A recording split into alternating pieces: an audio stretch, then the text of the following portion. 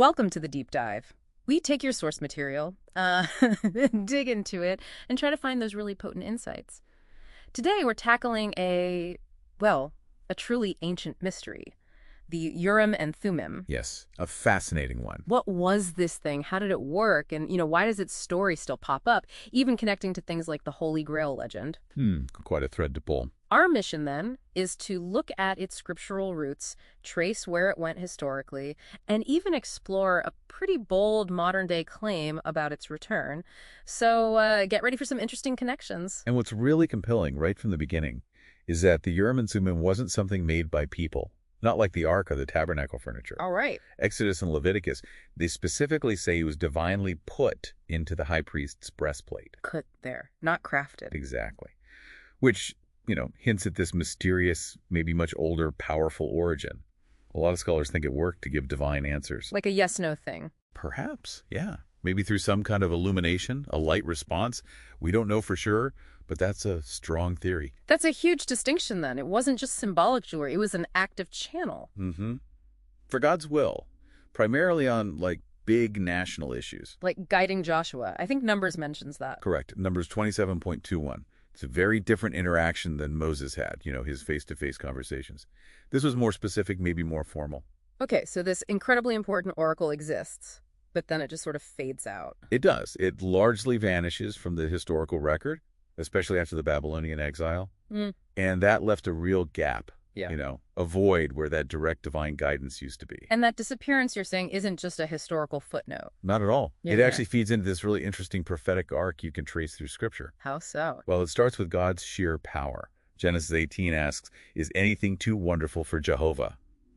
Setting the stage, basically. Okay, and then the narrative really digs into why humans need that divine connection so badly. Ah, right.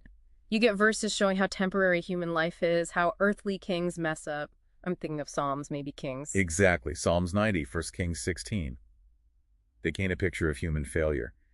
We're shown kind of stumbling through hostile lands, like in Judges, needing direction beyond ourselves. So we're flawed. We need help.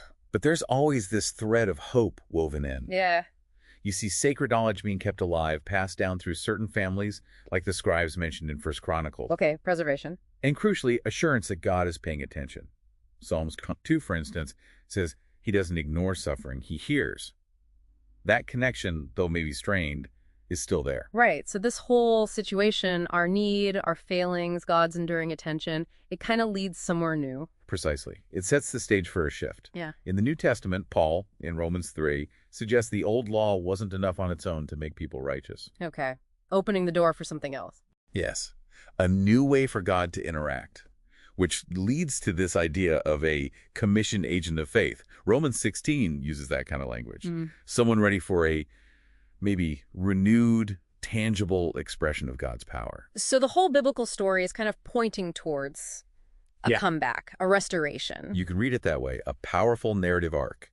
Human wandering, the limits of the old ways, all pointing towards God acting directly again, maybe through a new agent, maybe even a restored instrument. Wow. Okay. And this is where things get potentially controversial, but really fascinating. There's a theory linking this to the Holy Grail. That's right. Fleavy Anderson put forward this idea, quite provocative, that the Grail wasn't a cup. Not a cup, then what? A sacred stone. Specifically, she argued, the Urim and Thummim itself. Whoa. Okay, how does that work? Well, Anderson talked about a fire-bringing crystal, and if you look at the etymology, Urim likely comes from the Hebrew or, which means light or fire. Light or fire. So Anderson's theory gives it a physical basis, makes it tangible. Exactly. Yeah. It suggests the oracle literally shone or emitted some kind of energy. It moves it from just being an abstract idea of getting answers to a physical, luminous object. Which then connects to a modern claim. It does. There's an artifact documented in a work called the Urim Thummim Arises that is claimed to be this very oracle rediscovered. Okay, tell me about this artifact. What's it supposed to look like? It's described as an oval stone, blood-red jasper, which, interestingly, is listed as a foundation stone of the New Jerusalem. Jasper. Oh, okay. And it's overlaid with pure gold, which often symbolizes divinity. But the really striking feature is it apparently has these 7 light-emitting eyes. Light-emitting eyes, like gems? Possibly gems, yes. Maybe like sapphires. It recalls that description in Exodus of the pavement under God's feet, like sapphire. And the name, Urim and Thummim, means perfect lights. If that's the correct translation, then yes, these literal light-emitting points would fulfill the name perfectly, suggesting perhaps unerring communication through light patterns. That fits the history and Anderson's idea, too. It aligns remarkably well, and it stands in stark contrast to things like the teraphim. Those common household idols people use for divination. They're widespread, but clearly illegitimate from the biblical perspective. This claimed artifact is singular, unique. And it has symbols on it, too. 3 main ones, yes. A lion, presumably the Lion of Judah, Christ. A serpent, often symbolizing healing or power. And the tree of life. Engraved. Apparently not just flat engravings. The visual evidence suggests it's more like a unified, three-dimensional sculpture incorporating these symbols. Very sophisticated, hinting at deep theological meaning.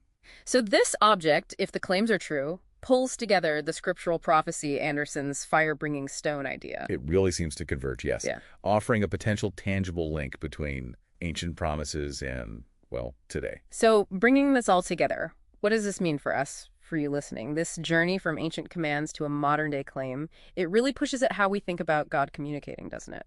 It absolutely does. Okay. I mean, and it's a significant if, but if such an artifact were authenticated, it could fundamentally shift how we see Revelation, not just as a closed book, a finished canon. But as something active, ongoing. Potentially, yes. An active source. Yeah. It could reshape aspects of faith itself. It's a powerful echo of that Genesis verse, isn't it? Is anything too wonderful for God?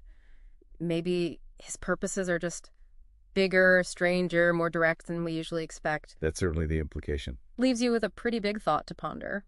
How different would our world feel? How might it change if that kind of direct, tangible divine guidance was truly present again? Something to think about.